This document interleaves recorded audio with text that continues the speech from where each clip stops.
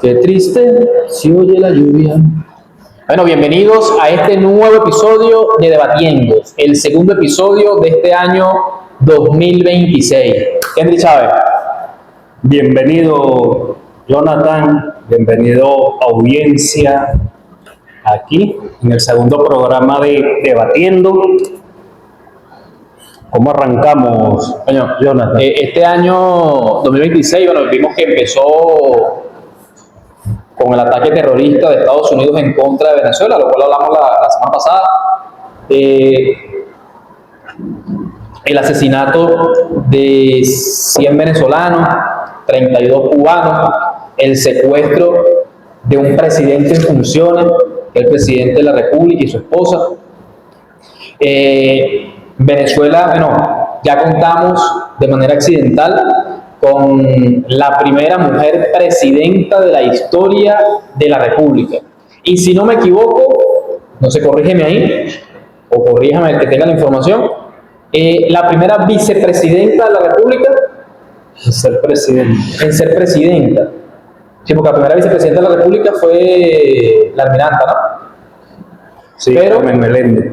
hoy contamos en Venezuela con la primera presidenta, en este caso encargada, pero presidenta de la República Bolivariana de Venezuela.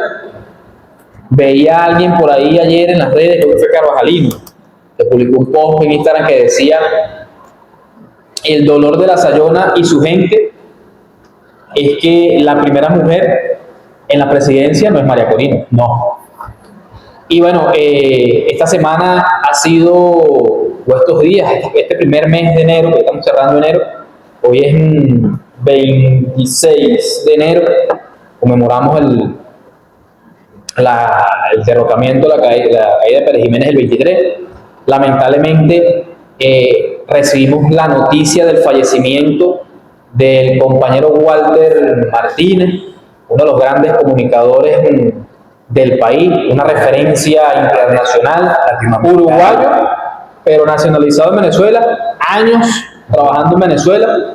Yo creo que todos en algún momento vimos, escuchamos a Walter Martínez, y como le decía yo ahorita a Valeria cuando arrancamos, la frase que he utilizado al final: disponga ahí de las cámaras, señora directora. Y de verdad fue y es uno de los grandes de la comunicación en Venezuela. Sí, vale, un tremendo periodista, un tremendo comunicador, corresponsal de guerra. De verdad, un visionario, Muy analítico. un analista y analítico de primera línea. Una persona de verdad que provocaba verlo con un lenguaje sencillo y una humildad que transmitía a través de las cámaras y una sabiduría que de verdad bien plantado ese señor que bueno, trascendió. Yo tenía la esperanza de que regresara a BTV ahorita con los cambios en el ministerio, Yo también. pero bueno, lamentablemente el compañero falleció después de su salida de BTV por diversas circunstancias. Intentaron muchas veces generar un programa algo similar al de él, pero no hubo nadie que asumiera realmente el rol de dossier. Es muy difícil. Yo creo que va a ser imposible que alguien la dejó muy alta la vara. La situación venezolana, bueno, hemos visto cómo la derecha internacional, como siempre, tratando de sembrar cizaña, tratando de generar la división, tratando de generar la confusión. Lo discutíamos tú y yo en privado en la semana del 3 al 10 de enero. Hemos visto cómo la maquinaria mediática internacional ha buscado la manera de sembrar entre el chavismo y la población venezolana una fractura dentro del chavismo. Hemos visto cómo en una semana pasaron de vendernos de que Delcy había traicionado a Nicolás, después fue Jorge, después fue Diosdado, después fue Padrino, y tratan todos los días de generar confusión dentro de la población. Yo, bueno, invitarlos a todos los compañeros y compañeras a recordar que durante el golpe de Estado del año 2002, en el paro popular del 2002, la mediática también vendió una fractura dentro del chavismo hay que reconocer que hubieron personalidades que se separaron de Chávez porque no estaban de acuerdo o, seamos sinceros, no era que no estaban de acuerdo, sino que realmente su interés personalista no entraba dentro del ideal del comandante Chávez. Y hemos escuchado al presidente Nicolás y a muchos compañeros hablando de compañeros que Chávez les dio la mano, pero es que lo que tú me estás pidiendo eso no va, sí, no es así. Y en el 2006, en el 2007, durante las guarimbas, 2004, también hablaron de fracturas dentro del gobierno. En el 2013, con la partida del comandante Chávez, dijeron hasta Nicolás y Diosdado habían asesinado al comandante. Después comenzaron con la mediática durante el 2002, 2013, 2014, 2015, 16, 17, de que Nicolás y Diosdado estaban peleados. O sea, y así han venido año tras año inventando divisiones. Por eso y el pueblo le ha demostrado sí, que no existe división. Sí, no existe. Y hoy más que nunca. Yo estoy ahí retomando un poquito porque yo creo que cada programa nosotros tenemos que retomar. Lo que tú estás diciendo es muy cierto. Hay ciertos que fueron camaradas de la época y que eran luchadores, se puede decir, antes que el comandante Chávez saliera a la palestra, se unificaron a él por un llamado de la unidad, los de izquierda, los que querían un gobierno distinto, pero cuando vieron que el comandante Chávez no jugaba sus intereses individuales de esa persona, fueron dejando el autobús de la revolución. Y así a cada momento histórico hubo un despego de esas personas que se fueron quedando en el camino. Eso no se llamaría, eso yo no lo llamaría fractura, Jonathan, simplemente lo llamaría depuración. Depuración del sistema revolucionario, que a medida que el comandante Chávez y el presidente Nicolás Maduro lo fueron perfeccionando, fueron radicalizando la revolución, dándole más armas al pueblo para que se siguiera protegiendo y siguiera su camino, su destino.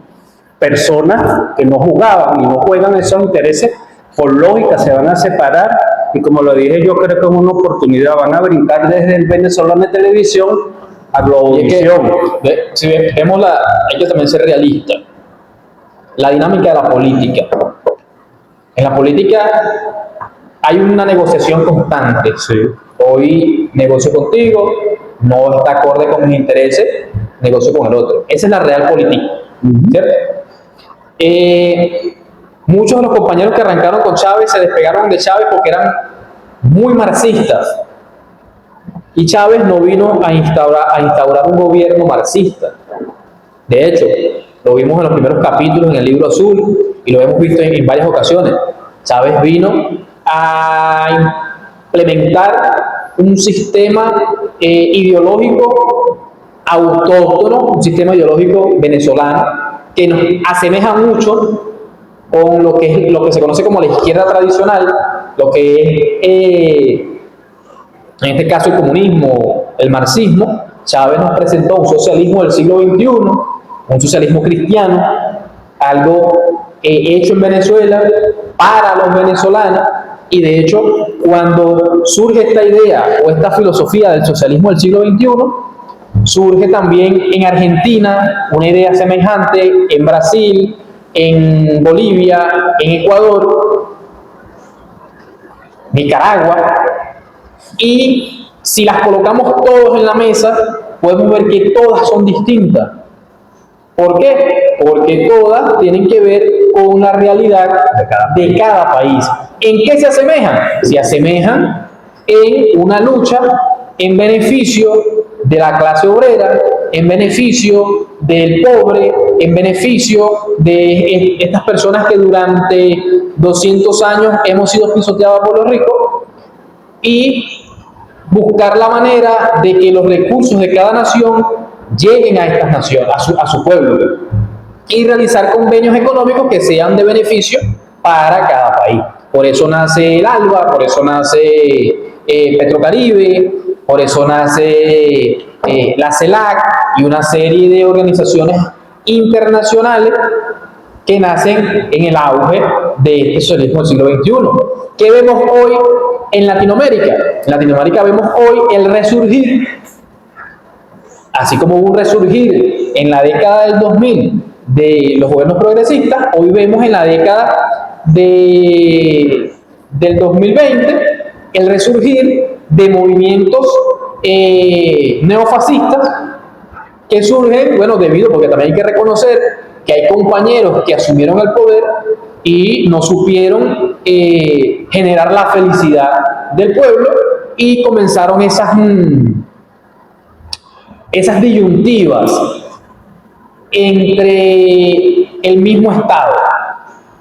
Comenzaron a pelearse dentro, vamos al caso Argentina. El caso Argentina, los Kirchner entregan el poder, Cristina se lo entrega a este compañero Fernández, termina peleándose con Cristina, pasó en Brasil, y eso genera que gobiernos que protegen los intereses de las empresas asuman nuevamente el poder. Chile llegó al poder un carajo bajo la bandera del partido del socialismo, del comunismo. Y cuando llegó al poder no hubo una transformación real, no hubo nada. Siguió el mismo gobierno de derecha bajo la bandera de la izquierda. Y hoy tenemos al hijo de un soldado nazi dirigiendo a Chile. Sí, por eso te digo, pero volviendo al tema actual, más allá del recorrido histórico que nosotros estamos realizando y que tenemos que realizar, porque nosotros no venimos de años fáciles y tenemos que entender el proceso, tenemos que entender el porqué del proceso revolucionario y por qué es tan necesario que nosotros no volvamos atrás, con todos los traspiés que nosotros nos podamos, con todas las adversidades que nosotros podamos confrontar.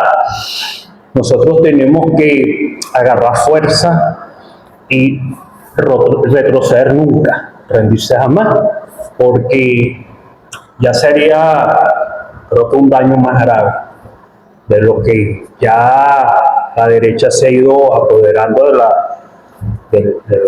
del mundo, porque no simplemente está pasando aquí en Venezuela, creo que se ha demostrado.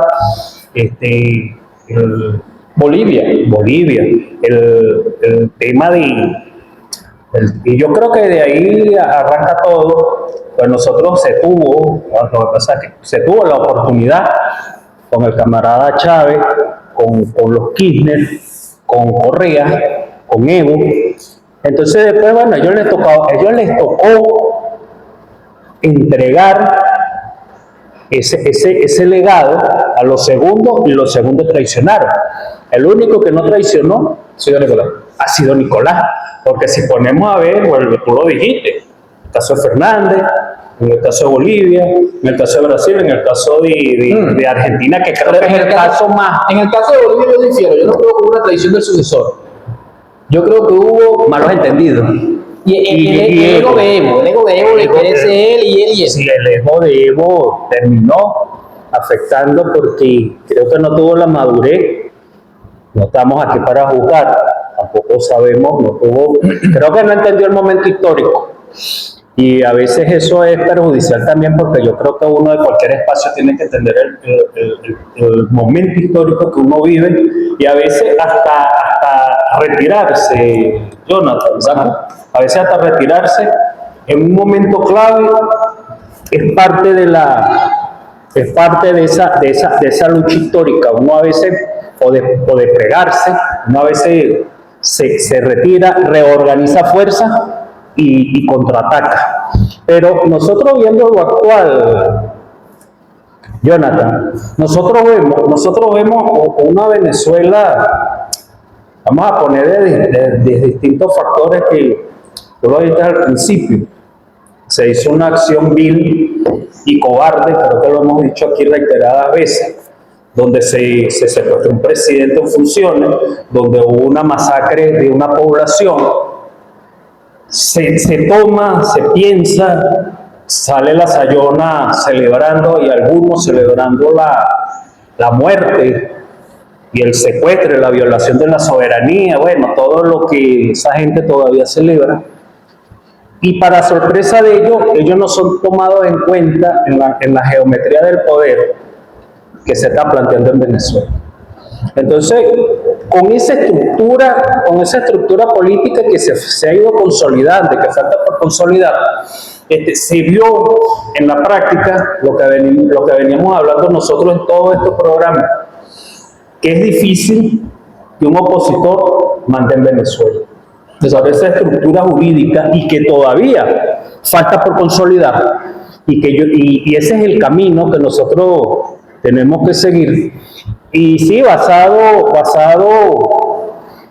en, yo lo diría, en un solo texto que arranca todo y creo que siempre va a estar en vigencia, porque es el alma, el génesis, es la vida de la revolución, que es el Libro Azul. Y yo creo que nosotros tenemos que reiteradamente mandar a estudiar, debatir el Libro Azul en su contexto filosófico, porque es de allí, porque si lo vemos, creo que lo vemos a diario, y yo creo que una de las grandes cosas que nosotros no terminamos de caer, porque lo que nos pasó a nosotros no fue fácil, todavía nosotros no lo asimilamos emocionalmente, ni mucho emocionalmente, ni mentalmente, porque que nos quiten a nuestro líder, nos lo secuestren, de verdad es duro, y sin embargo nos mantenemos allí con la moral en alto, con ese pueblo que creo que hoy está más unido que nunca, con esa fortaleza, pero esa fortaleza basada en ¿qué? Esa fortaleza está basada en una estructura que se fue diseñando poco a poco en la praxis, que fue la democratización del pueblo en su totalidad. Los gobiernos de participación, que es el cimiento central de esta revolución, que es el tema de Simón Rodríguez. Y por eso te digo, nosotros hoy deberíamos de cargar eso como el libro de cabecera. Y lo digo y lo mantengo, porque eso es lo que nosotros nos va a seguir ya dando, y ese gran, que lo he estado y lo hemos leído y lo discutimos aquí, que esa gran arma que nos dio Nicolás Maduro antes de irse, que fue el decreto, bien estudiado, bien diseñado. ¿Eso de conmoción? Sí, el decreto de conmoción de índole externo, y eso ¿qué conlleva? A que hay movilizaciones, a que hay grandes concentraciones, no solamente en Venezuela, sino a nivel mundial, que eso me conlleva a mi otra realidad, que el presidente Nicolás Maduro, el presidente Chávez y todos los luchadores que una vez dio el comandante Chávez, no le pregunte por qué están muertos, pues los mató el imperio. Entonces, ha sido una lucha prolongada que simplemente el comandante Chávez, el comandante Maduro lo asumieron para sí, y nos han llevado a nosotros por ese camino. Entonces hoy en día estamos más allá de lo que tú sientas a nivel personal, Jonathan, o lo que puedas sentir, porque vuelvo y te repito, no es fácil, porque tú te levantas a lo mejor a diario, ¿qué vamos a hacer? Porque no tenemos ese orientador, no tenemos ese presidente que esté allí bailando, no tenemos ese presidente que a través de las distintas redes salga a darnos unas orientaciones. Pero sin embargo, tenemos esa luz, tenemos esa guía, tenemos esa fuerza espiritual, por llamarlo así, que es la tremenda valentía, el tremendo patriotismo que, te vuelvo y te repito, nos enseñó y nos demostró Nicolás Maduro y Cilia Flores. Yo creo que con ese ejemplo, yo creo que con esa bandera, nosotros vamos, tengo la certeza, más allá de que caigamos a veces en estado de depresión, que vamos a seguir adelante. Ahora, como te decía, la mediática internacional, bueno, se ha dedicado a generar toda una matriz de opinión. Ejemplo, todos hemos visto que la presidenta encargada ha realizado algunos cambios en los ministerios, en el gabinete. Ha habido la liberación de algunos políticos presos, que no son presos políticos, son políticos presos porque cometieron algún delito. Y la mediática se ha encargado de decir, y los bots en las redes sociales, de que eso es gracias a Donald Trump. Nosotros tenemos que recordar cuándo fue, qué día se realizó la primera liberación de políticos presos y de muchachos que andaban generando desastres después de las elecciones en las calles, quemando plazas, quemando módulos policiales. ¿Cuándo se realizó la primera liberación de esta gente? Este año. Que no fue el 4, no fue el 5, no fue el 6. Sí. La primera liberación de estas personas se realizó la mañana del 1 de enero del año 2026. Presidente en funciones, Nicolás Maduro, aún no había sido secuestrado. El presidente, en su entrevista con Ramonet, que creo fue el primero o fue el 31, habló de negociar con Estados Unidos la venta de petróleo, pero que había que levantar las sanciones. ¿Qué está sucediendo hoy? Estados Unidos está levantando las sanciones, los empresarios petroleros le están diciendo: yo me fui del país porque tú me corriste, tú me dijiste no negocio con Venezuela, y por eso estamos como estamos. En una entrevista con Correa de diciembre, hablaba de lo mismo: estamos en un proceso de negociación, se lo he dicho a fulano de tal que lo mandó Donald Trump, se lo he dicho a fulano de tal, queremos venderles petróleo, pero levanten las sanciones para nosotros poder venderle a ustedes, porque son ustedes los que se colocaron la soga al cuello. Sí. O sea, fue el decreto, las sanciones de Donald Trump en el 2019, los que dijeron: yo no puedo comprarte petróleo a ti. O sea, es una de las cosas más estúpidas. Porque al final, sí, la economía venezolana ha pasado por una crisis inducida, pero nosotros no estamos asfixiados por eso. No, creo que logró con el presidente Maduro a la cabeza, de tanto, claro, eso lo había dicho el presidente Chávez hasta el cansancio, pero fue el presidente Maduro que retoma el tema de mercados alternativos, de muchas cosas. Que es la ley antibloqueo. Sí, que es la ley antibloqueo. La mediática internacional nos dice de que, bueno, de él se está haciendo unos cambios y se está rodeando de su círculo. Pero ¿quiénes son los del círculo? Son los mismos carajos que estaban como ministros de Maduro en otro ministerio, y hay unas modificaciones. Hay que recordar que todos los años, para esta fecha, alguien cambia en un ministerio. Sí, hay cambio o ratificación del ministerio. Ahora, creo que no deberíamos de caer en la mediática, Jonathan, porque son personas los que están asumiendo, sin jugar los que se fueron, que lo mandaron a otras responsabilidades, porque para mí todos son compatriotas comprometidos con este proceso revolucionario, con alta experiencia dentro de esos gabinetes. Ahora, lo que están designando, la presidenta encargada, Daisy Rodríguez, no son personas advenedizas a la revolución. No, de hecho, yo celebro la designación del nuevo ministro de Comunicaciones, compañero, me dio el nombre, ¿vale? De Iguana. Miguel Pérez Pirela. ¿Tú sabes de quién?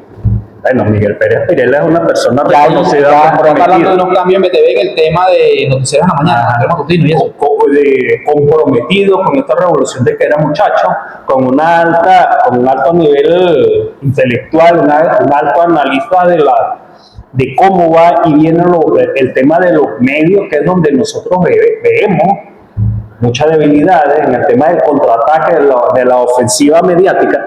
Pero yo también me alegro por una designación que no es menos importante, que es el tema de Hernán Canorea como presidente de Venezolana Televisión. ¿Por qué me alegra? Porque ese muchacho que viene de abajo, armado y hecho en revolución, una persona comprometida, una persona que se fue haciendo con grandes esfuerzos y con unos programas y unos análisis muy buenos, y hoy en día sea el presidente de BTV. Y así como ellos dos que nosotros estamos hablando, hay camaradas dentro que están asumiendo esas nuevas responsabilidades, que están súper capacitados para estos cargos. Por eso te digo, yo no sé de dónde podría salir el cuestionamiento de la designación de estos camaradas. Y de paso que ella está facultada, como dices tú, porque eso es algo normal, dentro de las funciones. Dentro de las funciones hasta de la vicepresidenta. Sí. Porque ella como vicepresidenta asumía todo el tema de los ministros.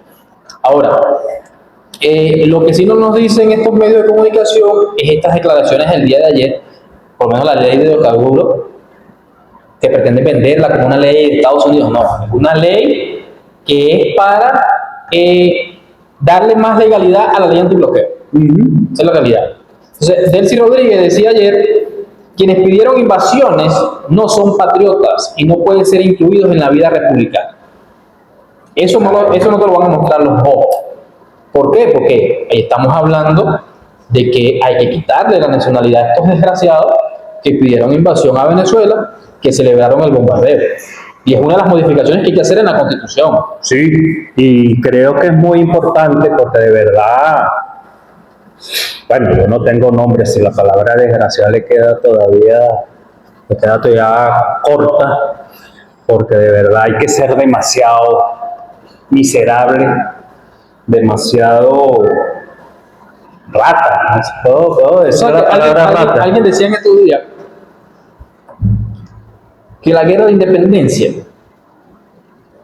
fuimos a una guerra real, fue porque Bolívar entendió que los que firmaron en 1810, 1811,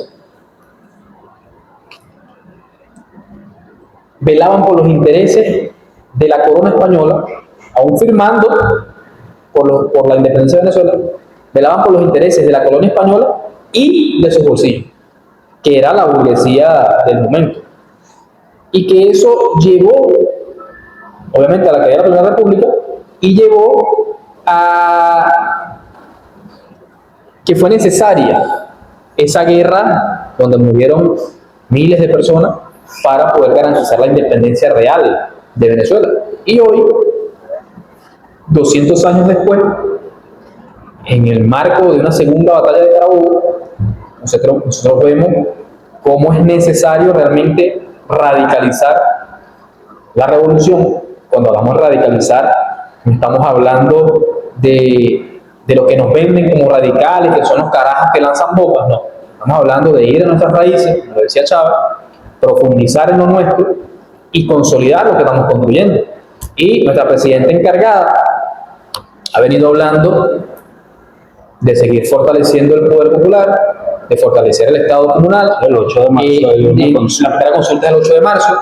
Por ahí estaba viendo las leyes propuestas para modificar este año 2026 y hay varias leyes que tienen que ver con el poder popular directamente, como la ley de economía comunal y otras que no recuerdo, pero que están ahí para modificar este año, porque hay una serie de leyes desde el año pasado que el presidente Nicolás ha venido hablando y ha venido pidiendo de que se reforme. Jonathan, tú hablas de un tema importante. Yo creo que eso hay que llevarlo porque creo que nos hemos dado cuenta que la historia es cíclica. La lucha de la independencia. La lucha de la independencia muchos se lo unieron al Libertador por lo que tú dijiste, por sus intereses. Muchos querían liberarse de España, pero querían mantener los privilegios de la oligarquía criolla. Otros simplemente, bueno, me libero, pero sigo con ese enlace o ese embrionario de potencia imperio-nación. Y después, Bolívar se rodeó de todo eso y tuvo que ir con ellos a la lucha. Después tiene la gran traición de muchos militares que después que liberan a Venezuela y a las naciones que liberaron, ellos se autoadueñan de Venezuela, bueno, se reparten la tierra, que ahí es donde sale Ezequiel Zamora, donde hace la guerra federal. Entonces nosotros tenemos que entender eso, que no todo el mundo va a llevar, lo que vimos al principio, esa gesta libertadora o esa gesta libertaria en propósito del colectivo. Simplemente, bueno, se montan en el momento, hacen como dijo el embajador cubano aquí, que escribió un libro, creo que está de presidente, Díaz Canel, creo que estuvo aquí, él escribió un libro donde revela con el tema de las 49 leyes. El traidor de Miquelena llama al cubano que aconseje a Chávez que no lance esas leyes porque va a tocar fibra muy delicada para ese momento, porque una cosa es llevarle migaja, era lo que estaba pidiendo Miquilena, a grandes resumen.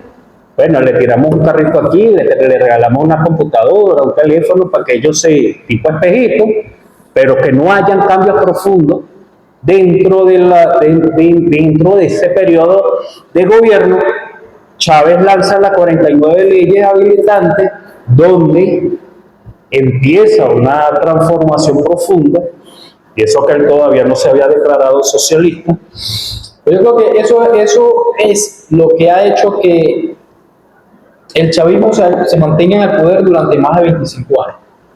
Es los hechos de transformación, Sí. las transformaciones profundas, Ujú. ahí donde la gente realmente lo requiere. Sí, Otros países quizás no profundizaron mucho en eso. Y si no recuerdo mal, Enrique Dussel, recordemos que nosotros estamos en la biblioteca Enrique Dussel, biblioteca del campus de la Universidad Nacional de las Comunas. Dussel hablaba de que uno de los grandes errores, creo que lo comentamos en otro capítulo, uno de los grandes errores de los gobiernos progresistas, o mal llamados gobiernos de izquierda en Latinoamérica, es que no enseñan al pueblo el porqué de las cosas. Lo que hacen es, te doy este regalo y tú agarras tu regalo. Ay, sí, mira, nos están construyendo casas. Pero no le explicas al pueblo el porqué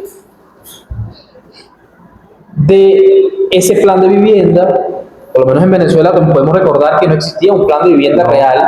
Podemos recordar que todos esos ranchos de los cerros de Caracas fue debido a las malas políticas de los gobiernos de la Cuarta República, de que sacaron al campesino, obligaron al campesino a migrar del campo a la ciudad, a abandonar el campo. Cuando llegaron a la ciudad, bueno, lo que tienes ahí son unas latas, ¿ves cómo te construyen? Tengo entendido que la misión de Ali Primera. regalaban contenedores, ¿no? Para que la gente hiciera su rancho. Sí.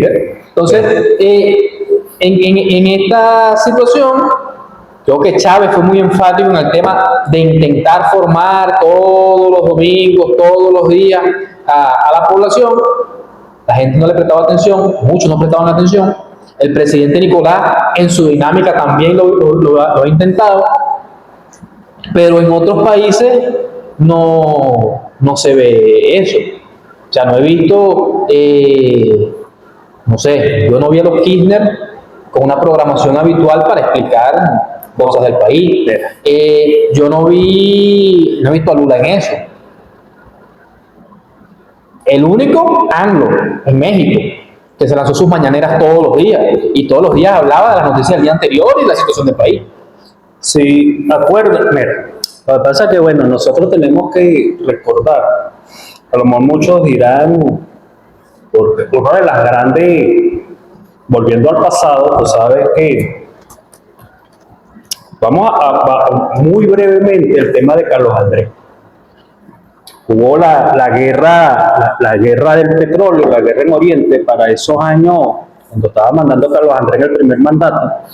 Y bueno, los precios petroleros fueron a nivel astronómico, Jonathan.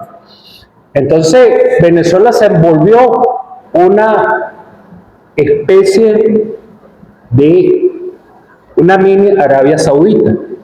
Pero ¿dónde fue ¿dónde fue a parar todo eso para muchos? A Miami Margarita.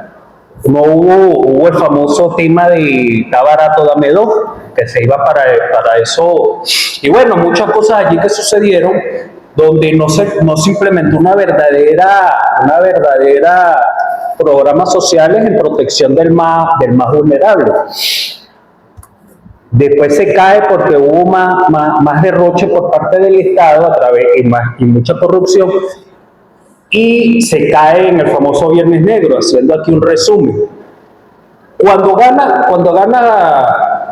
Carlos Andrés por segunda vez, yo creo que muchos mentalizaron que se iba otra vez a ese pequeño gobierno de Arabia Saudita. Ya el sistema no era el mismo, se había se había quebrado prácticamente Petróleos de Venezuela. Y bueno, allí después, bueno, a Carlos Andrés le tocó, simplemente vio más fácil el tema que ya vamos aquí a febrero rebelde, 27 y 28 de febrero, le es más fácil aplicar la medida del Fondo Monetario Internacional. ¿Para qué las medidas? Porque el Fondo Monetario va a proteger el dinero que preste. ¿Cómo lo protege? Apoderándose de la riqueza. ¿Quiénes son los perjudicados?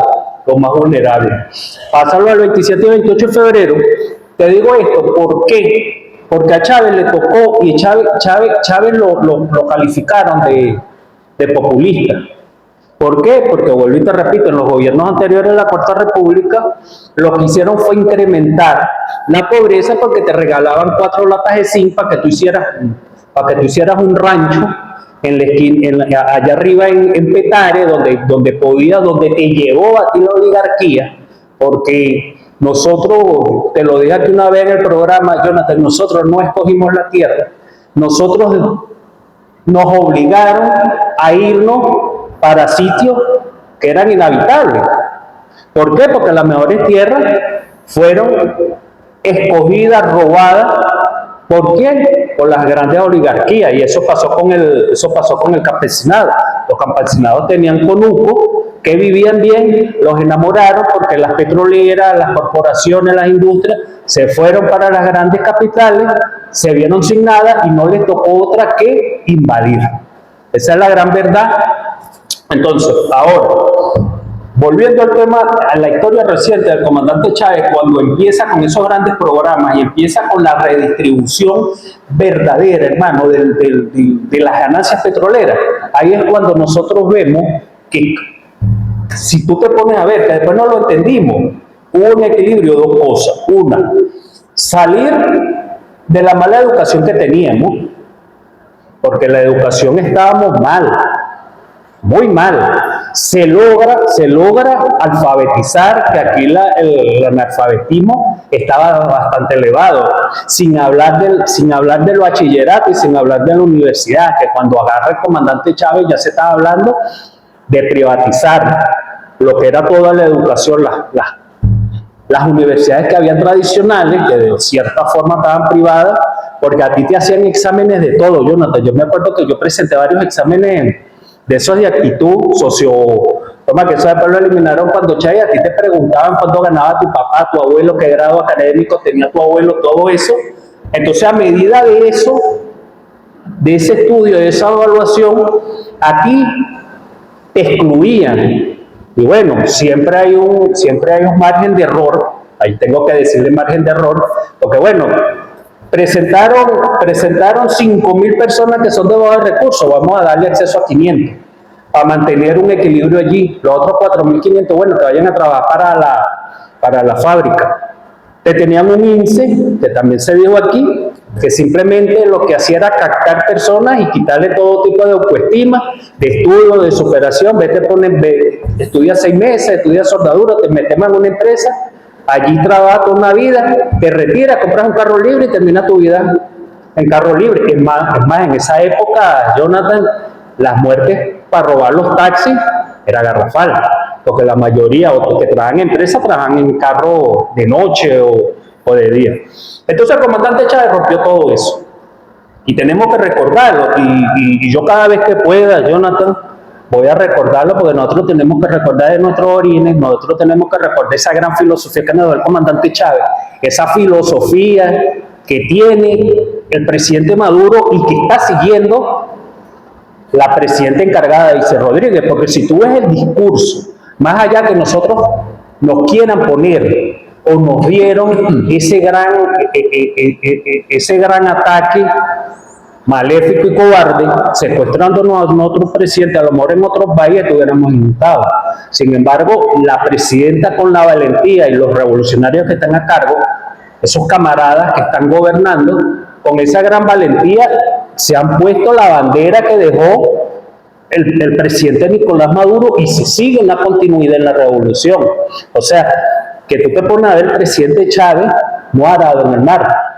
Porque mira, ahí está la presidenta asumiendo esa, con esa energía y con esa hidalguía, hermano, todo lo que el hombre, todo lo que le han lanzado, todo lo que le han hablado a la espalda, toda la desconfianza que ha podido, lamentablemente, para muchos lo ha generado, la mujer está en pie. ¿Y qué carga ella? La bandera de la Revolución Bolivariana, porque hasta los momentos yo no le he visto un discurso que no esté apegado a ese legado del comandante, a ese legado, si vamos más atrás, a ese legado de Bolívar, a ese legado de Zamora, a ese legado de Simón Rodríguez. Lo asume el comandante Chávez, lo asume Nicolás Maduro, ahora lo está asumiendo Daisy. Entonces yo creo que nosotros tenemos, más allá de lo que mal nos podamos sentir, yo creo que nosotros de verdad tenemos que estar de verdad bastante orgullosos, de verdad que con todo lo que nos han dado, seguimos en pie. Nosotros tenemos que ser enfáticos, que no nos podemos dejar engañar por la mediática. Y, como siempre, bueno, resaltar el llamado a la unidad. El llamado a la unidad. Y yo tenía un video por acá para compartir contigo, con los que me están viendo, video de el comandante Hugo Chávez,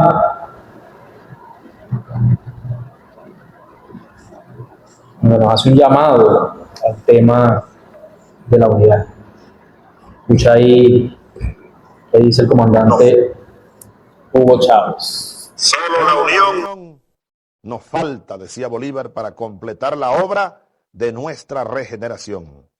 En momentos en los cuales la patria, el pueblo, el proyecto constitucional bolivariano son amenazados desde dentro y desde fuera por las oligarquías criollas y sus aliados internacionales, muy poderosos, como lo hemos venido denunciando, ahora es cuando hace falta que nosotros cerremos filas, cuadro cerrado, vamos a la ofensiva política, a la ofensiva social.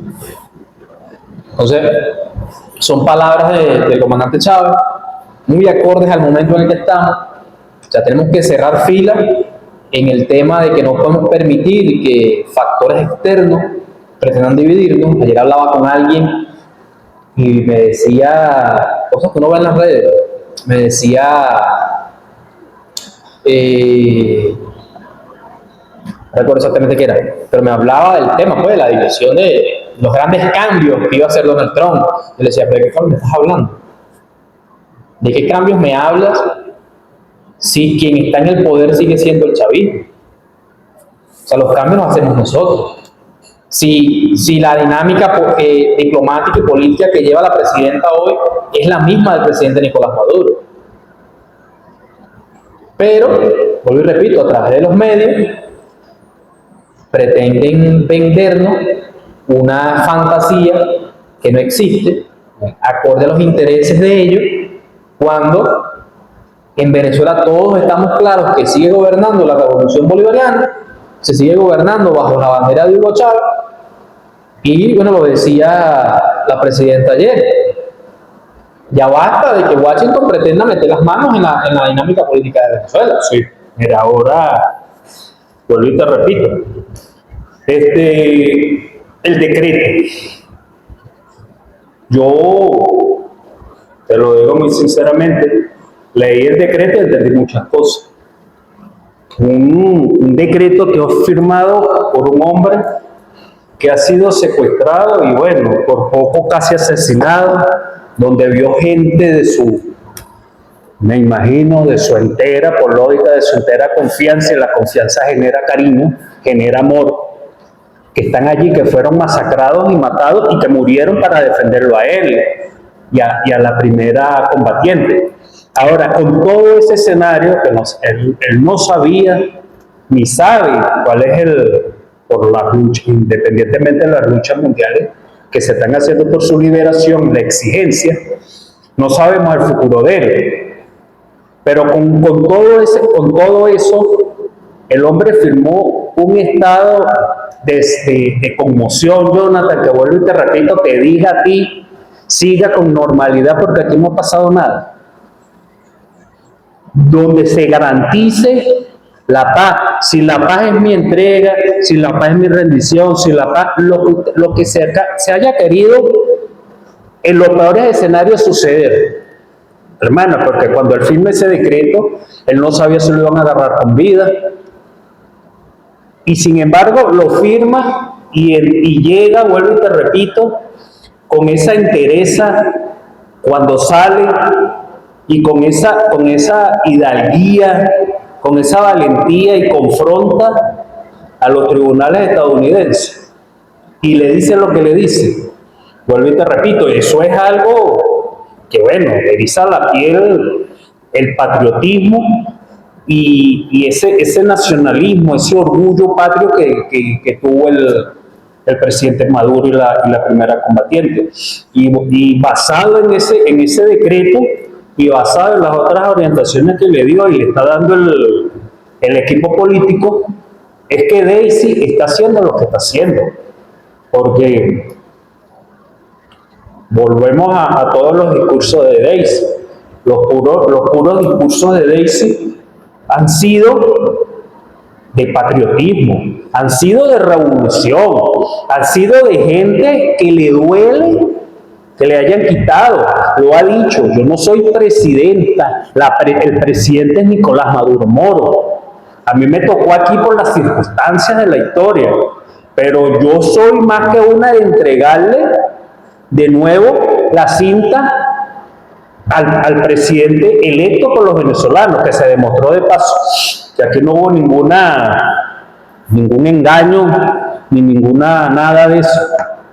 Entonces, nosotros, por eso te digo, nosotros tenemos que entender y estudiar este proceso revolucionario tan difícil y tan adverso que se vea, pero tenemos que entenderlo, o tratarlo de entender con los estudios, y profundizando toda la palabra que dijo Maduro, todas las palabras que dice el comandante y cada palabra que dice Daisy. Y bueno, contrarrestar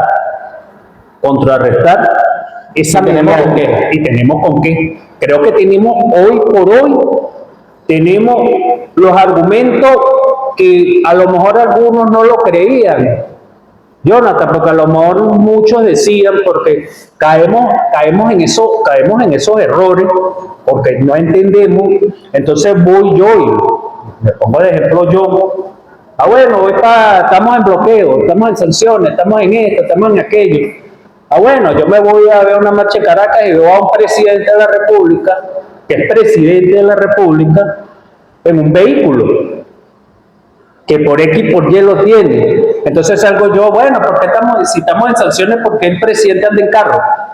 Entonces nosotros, a lo mejor por muy ridículo que sea ese tipo de observaciones, siempre se hablaba, y a lo mejor hasta de nuestras propias filas se negaba el tema de las sanciones. Tuvo que venir esa reunión que me encantó, más allá de que estuvieran, entre comillas, ellos, porque nuestro futuro está en manos de Daisy Rodríguez, nuestra primera presidenta mujer, y de paso chavista, si es encargada, que es más orgullo venezolano que eso, que sea una presidenta chavista, que ellos están manejando, y bueno, y le digan, no, lo que pasa es que tú fuiste el que me obligaste a salir de allá, yo allá estaba muy bien, yo allá me la pasaba de maravilla, yo allá me la pasaba paseando, yo allá me la pasaba haciendo negocio con el gobierno legítimo, pero usted decidió que yo no estuviera allá porque yo iba a ser sancionado. El New York Times publicaba hace rato: las sanciones aún complican las inversiones de Estados Unidos en Venezuela. Sí. Ahora, yo tengo aquí otro video del comandante Chávez. Tenemos habla del tema de la unidad y dice así: Tratando de sembrar cizaña entre nosotros. No lo van a lograr. No lo van a lograr, porque hemos venido dejando atrás, bueno, cuántas cizañas, cuántos divisionismos, cuántos sectarismos, y los que se han querido ir se fueron a montar tienda aparte. Y aquí está nuestro partido fortalecido. Por eso yo llamo a que no caigamos en el juego del adversario, a que fortalezcamos nuestra conciencia interna, nuestra cohesión, nuestra voluntad indoblegable de lucha, de batalla, de unidad, de unidad. Entonces, ahí vemos como el comandante Chávez nos habla, nos llama, siempre lo ha hecho. Chávez entendió los problemas del divisionismo. Sí. Nosotros tenemos que aprender de las experiencias de otros. El caso, el obvio caso Bolivia-Argentina. Llamado a Chávez a no caer en la trampa de quienes pretenden dividirnos, de quienes pretenden a través de sembrar cizaña, generar matrices de opiniones, desalentar al pueblo, desanimarlo, sino que consolidemos la unidad y lo decía Diosdado, lo decía Nicolásito, es momento de reunificarnos. Si usted tiene un problema con algún compañero, vaya, déjelo al orgullo a un lado, llámelo, porque hoy el enemigo, que es el imperialismo norteamericano y sus lacayos, ha cruzado la línea que esperábamos que no cruzara, que era bombardear nuestro país. Sí. Y es necesario mantener esa unidad. Sí, sí, muy necesario, porque bueno, creo que lo vivimos todos. Es una herida que va a durar mucho tiempo que sane, porque de verdad creo que muy sinceramente muchos pensábamos. Yo estaba hablando con un camarada en diciembre y hablamos. Me dijo, no, Henry, yo creo que ya al loco del zanahoria creo que no lo va a hacer. Y sin embargo, bueno, se hizo en la madrugada del 3 y eso nunca se va a olvidar. Ahora, Jonathan, sí, yo creo que es el tiempo de dejar los grupitos. Yo creo que es el tiempo de dar los equipitos y yo creo que es un llamado a esa unidad, pero siempre llamamos a la unidad, pero la unidad basada en qué? La unidad basada en los principios de ese legado del comandante Chávez, en los principios de soberanía, en los principios de la dignidad que nos dejó el comandante Chávez, que nos renació, que lo perdimos en los 80, sobre todo en los 80 y los 90, porque los gobiernos de la Cuarta República, ya sobre todo al final de ese periodo de decadencia, nos llevó con ellos.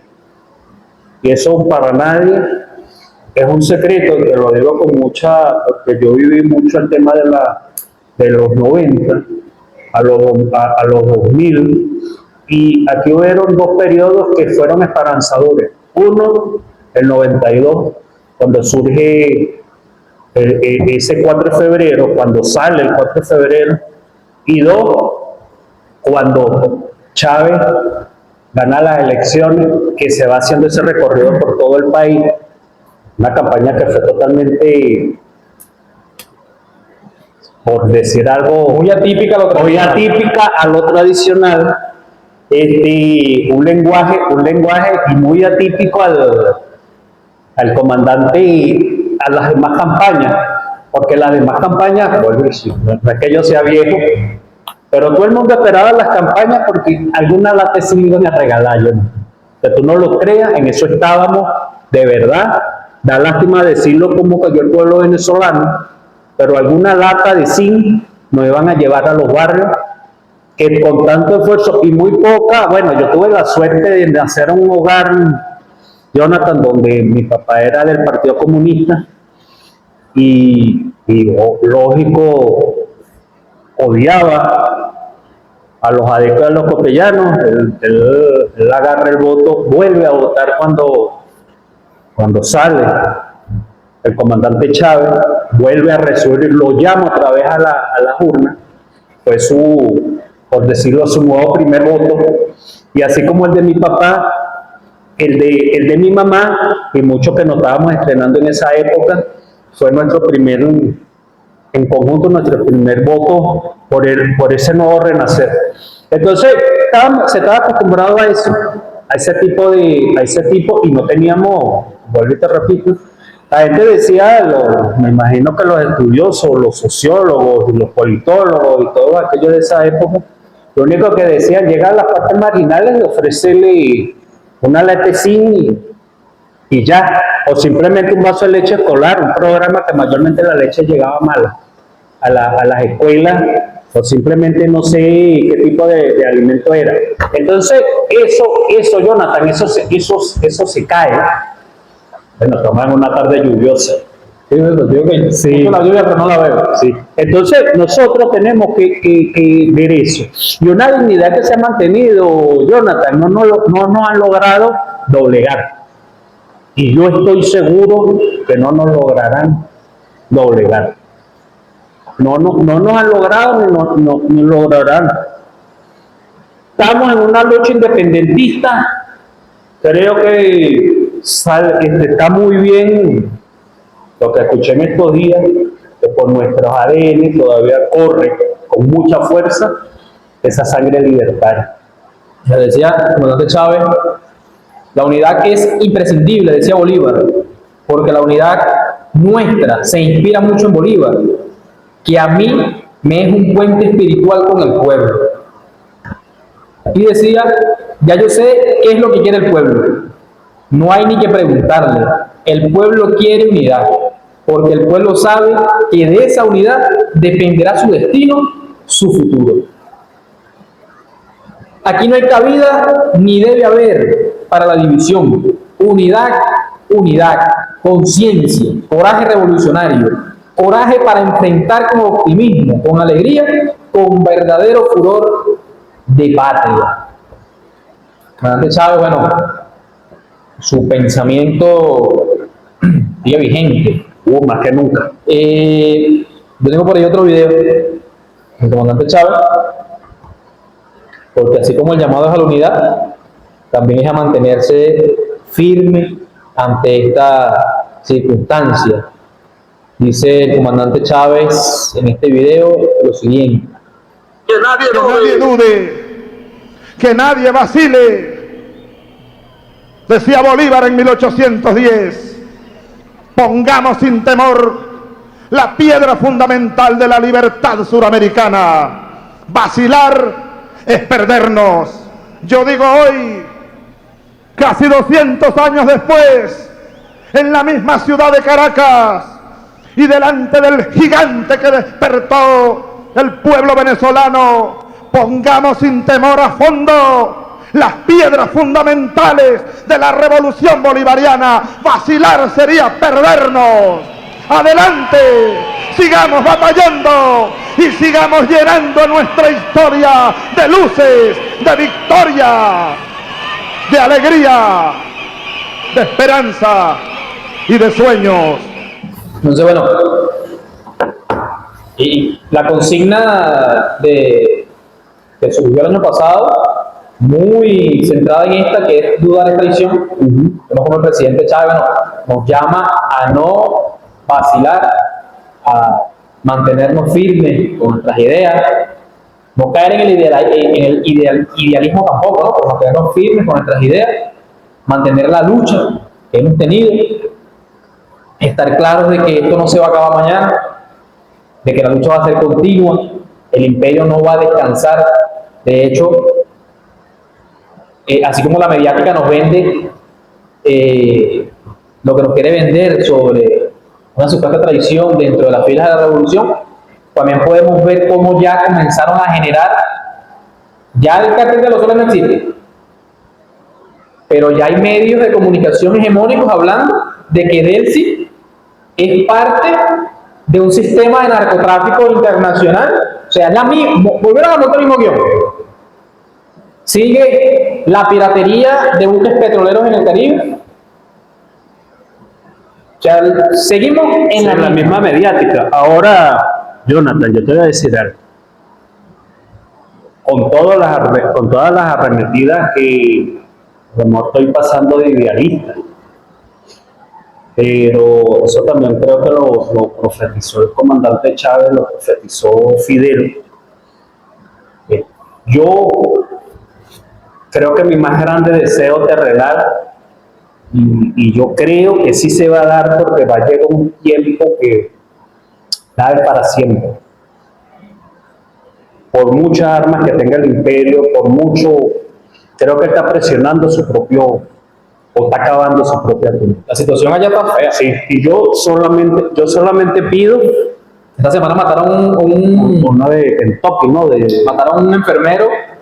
Dijeron que fue en defensa propia, pero realmente en el video detallado por la BBC se ve cuando el hombre está reclamando con un teléfono en la mano, tratando de defender a una mujer. Lo tiran al piso, le echan gas, lo golpean, le dan golpes directamente a la cabeza. Se nota que uno de los policías le quita un arma que tiene en el cinturón en la parte trasera, se lleva el arma, o sea, camina como 10 metros y sale otro y le dispara 8 o 10 veces. Bueno, yo pienso que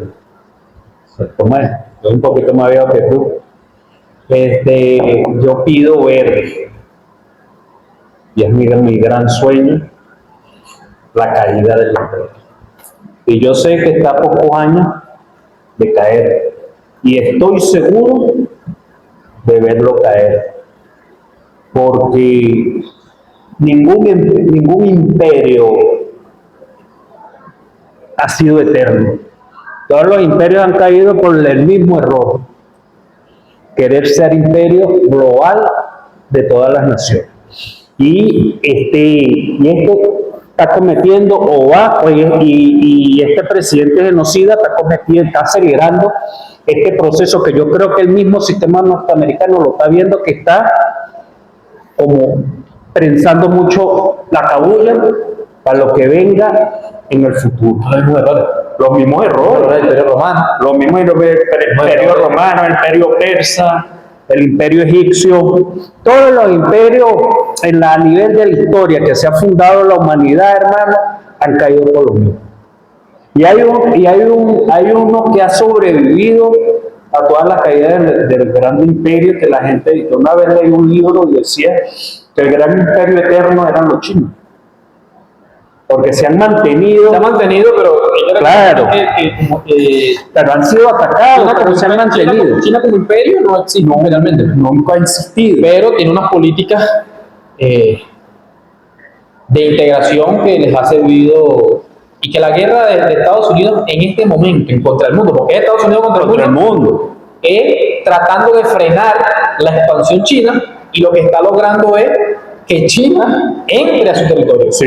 Por lo menos ya Canadá está preparando un negocio para hacer negocio, está preparando un contrato para hacer negocio con China. Sí, por eso tú me estás atacando, Ahora otra cosa, este gran líder, y por cierto, creo que el título es muy acertado. Creo que fue el nombre del discurso que dio. Sí, juramento patriota, la revolución continúa. Bueno, pasó, el otro día lo contamos aquí, pasó como el tema de la parábola del insecto. Atacaron a Maduro porque pensaban que el problema era Maduro. Ahora el problema es mundial. Exacto. Y muchos dirán, bueno, a lo mejor lo dirán adentro. Bueno, yo me fui al lado de este loco pensando de que íbamos a mejorar las cosas sacando a Maduro. Entonces resulta que el ataque es contra Francia, el ataque es contra toda Europa, porque el hombre amenazó a toda Europa, el hombre amenazó a Canadá, el hombre amenazado, lo único que no amenaza son los perritos falderos, y sin embargo me imagino que también... Hay que recordar que sí hubo unas amenazas. También a los perritos. Argentina lo amenazó con el tema que si no perdían las elecciones, el billete. O sea, hay diversos tipos. ¿Tú no supiste la última donde el hombre dijo que se iba a salir de 66? Se salió y al ratico llegó. Ahora, el arrastradito número 1, porque quiere hacer lo mismo. Hacer lo mismo. Hay un video de la rusa que la mujer, sí, la muchacha que yo sigo, y la muchacha dice, le da un consejo a Daniel Noboa. Dice, Daniel Noboa, para ser lo suficientemente arrastrado tienes que recibir clases del arrastrado de Milei. Sí, porque yo creo que Noboa, tú sabes que hay un meme por ahí rodando que dice, cuando tú pretendes ser arrastrado, pero los que están a la cabeza son estos dos, y sale María Corina por un lado y sale Milei por el otro. creo que Noboa viene siendo el tercero. Sí. Por lo menos en la cumbre de Davos, Noboa fue a llorar ya que perdió su consulta, el pueblo que lo apoyó. Milei fue a hablar de la muerte de Maquiavelo. Ya Maquiavelo murió hace miles de años, pero él fue a hablar de la muerte de Maquiavelo. Donald Trump fue a hablar de su expansión sobre Gaza y de que, bueno, es él y es lo que diga él. Sí, la va a vender como se inventó una vaina para destruir la ONU. Sí. No sé qué cosa de la paz. Todos los que están metidos en ese rollo tienen pedos de guerra. Mira. Y ahora les mandó un mensaje diciéndole, hermano, la suscripción es de $1.000 millones. Mira, pero es que, volviendo, y no me estoy burlando, pero cómo se trata la humanidad en manos de esta persona, la verdad que es triste. O tragicómico, como dirían los cirqueros de la época. Me hace recordar, y siempre nombro películas porque siempre hay un parecido en Robocop, la primera, o la segunda. Ellos destruyeron Detroit, la corporación destruyó Detroit, y después vendió la ciudad. Los japoneses. Ajá. Me hace acordar igualito el escenario a Gaza. Ahora, como el hombre salió vendiendo Gaza, mostró el yerno de Trump, mostró la maqueta de los grandes edificios y cómo las acciones, cómo lo iban a vender. Por eso fue que Israel reconoció como un país a Somalilandia. Ajá. Porque ellos pretenden llevar a la población de Gaza a esa zona. Ahora, el tema de Gaza. Cuando nosotros hablamos de Gaza, todos decimos, pero eso es allá, en el Oriente Medio. Lo dijimos en una oportunidad, que Gaza era el experimento para realizarlo en cualquier parte del mundo. Creo que lo tocamos aquí. Rosarín habló de Samsung utilizando el sistema de inteligencia que utilizaron en Gaza los israelíes, que ya lo encontraron en la frontera con México. El bombardeo de Venezuela, por recursos, por territorio. No nos podemos olvidar el tema de la Guayana Esequiba. Argentina. Milei firmó un decreto, una ley, que permite a extranjeros comprar grandes extensiones de tierra.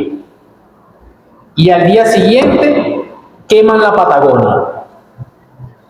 Ya está comprobado que supuestos turistas israelitas son los que están quemando la Patagonia. ¿Por qué? Yo quemo todo el bosque y compro la tierra barata. Lo mismo están aplicando en Chile, donde ya los chilenos han demostrado que hay israelitas quemando la Patagonia para luego comprarla. Sobre todo Me imagino que ahorita el nuevo presidente va a firmar una ley en las tierras mapuche. Exacto. Que los chilenos no lo ven como chilenos. Exacto. Entonces, hace unos días salió un video de un argentino reclamándole a un israelita que por qué está quemando la parte de los gauchos, que por qué están quemando los bosques. Entonces, el plan es, y eso hay un documental, yo te lo dije otra vez, de cómo Occidente dividió todo Medio Oriente para crear lo que existe hoy. Y había unos documentos donde hablaban de que la creación del Estado de Israel se pretendía hacer en Argentina o en la Guayana Esequiba.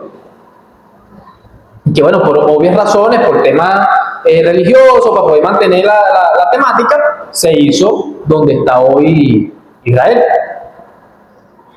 Pero hablaban del tema de la Patagonia. Y hoy se ve a mercenarios israelitas quemando la Patagonia para luego comprar las tierras.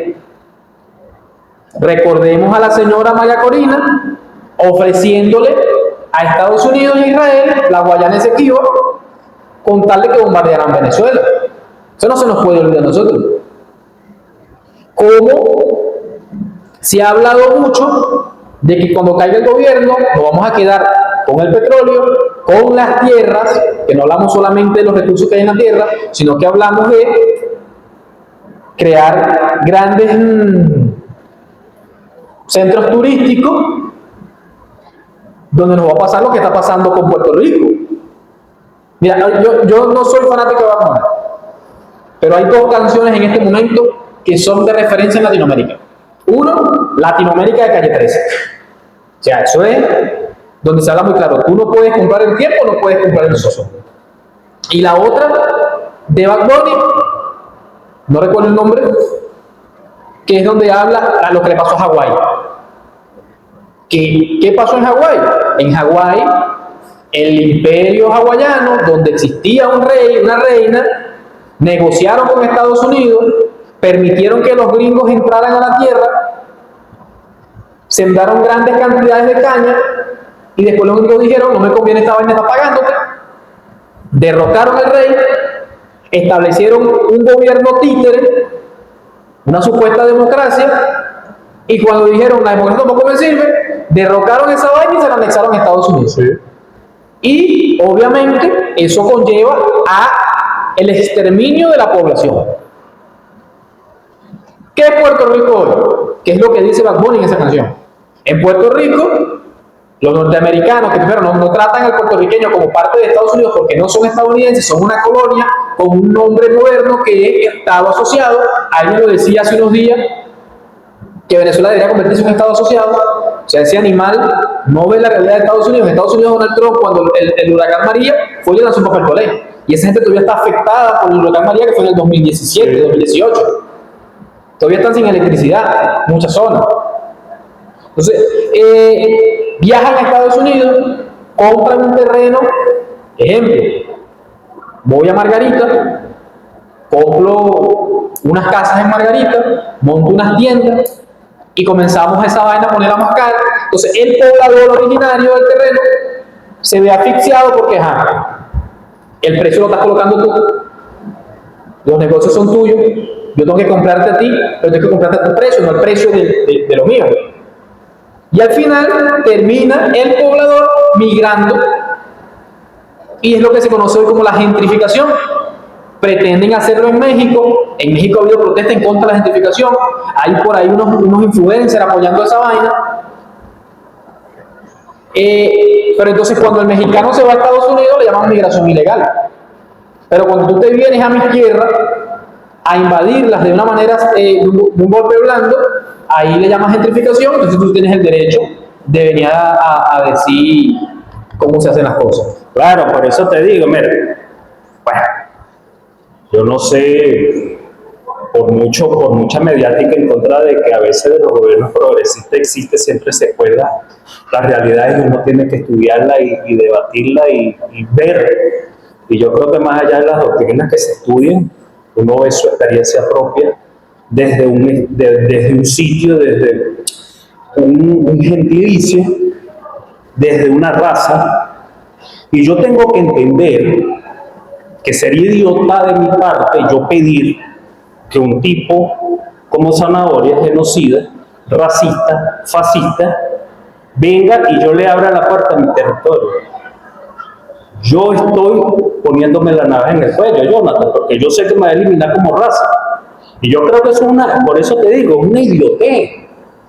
Es una idiotez porque yo no voy a traspasar el umbral, por más blanquito que sea, de ser un perrito faldero. Y eso es lo que se está viendo, lo que se ha vivido a través de la historia. Entonces tú escuchas, porque ni siquiera muchos no tenemos la realidad de tratar de traspolar las teorías y ver, bueno, está sucediendo aquí, sucedió aquí. Cuando yo digo, bueno, eliminaron su propia raza. Eliminaron la raza americana, se extinguió, se extinguieron ellos, mataron los búfalos para que esa gente se murieran de hambre. Entonces me vaya a decir, porque los que están ahí no eran gringos de sangre, no eran gringos puros, por decir algo. Los gringos puros eran los americanos, los indios. Entonces ellos los eliminaron hasta el último bebé porque decían que ellos no podían, eran una amenaza. Entonces me vas a decir tú que van a querer un venezolano, que van a querer un latino. No. Y sin embargo nosotros ya escuchamos idiotas que piensan que el gobierno americano nos va a abrazar y nos va a querer, no va a decir, véngase para acá porque todos nos queremos. No, hermano. Esa gente viene por una sola misión, que es más allá de la riqueza, y creo que lo dijimos aquí, poner sus colonias aquí, y es exterminando. Y si nosotros no hacemos un frente, y si nosotros no seguimos haciendo la lucha, como la venimos haciendo, si nosotros no nos seguimos abrazando ese ideal bolivariano que Chávez nos enseñó, que nos siguió enseñando Nicolás Maduro, y que la presidenta Daisy Rodríguez con el equipo político está tratando con todas las adversidades de darle continuidad, hermano, nosotros estamos fritos. Nosotros tenemos que entendernos, nosotros tenemos que entender que la revolución es el único camino hoy más que nunca por todas las adversidades que nosotros podamos pasar.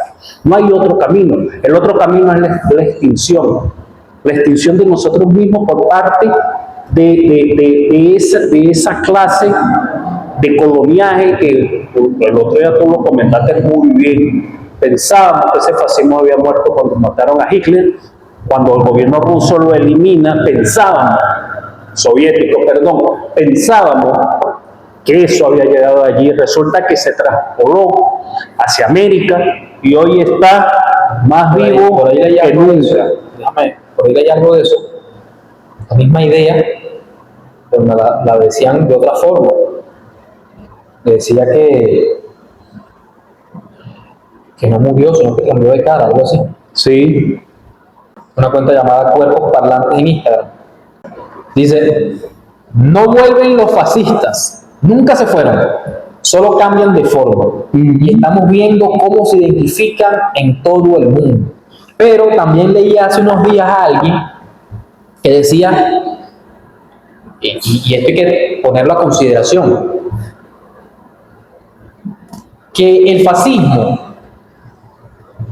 no se trata solamente de hablar del fascismo. El fascismo, no. El fascismo hay que combatirlo. Sí. Pero para combatirlo hay que hablarlo claro. El fascismo es esto y es esto. Sí. No, sí, que los fascistas, no. El fascismo es esto y esto. Y que estamos siendo víctimas a nivel mundial del fascismo. Estamos siendo víctimas de unas personas que por X razón de cualquier circunstancia utilizan esa excusa para quererse adueñar del mundo y simplemente exterminarlo. Entonces, por eso yo creo que Venezuela tiene que seguir siendo, Jonathan, parte esencial, lucha y cuna de vanguardia de la lucha antifascista, más que nunca hoy.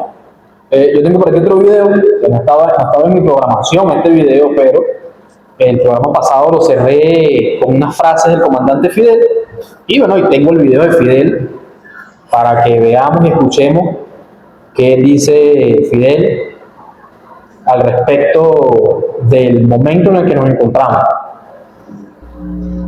Pero los tiempos difíciles son los tiempos difíciles. En los tiempos difíciles el número de vacilantes aumenta. En los tiempos difíciles, y eso es una ley de la historia,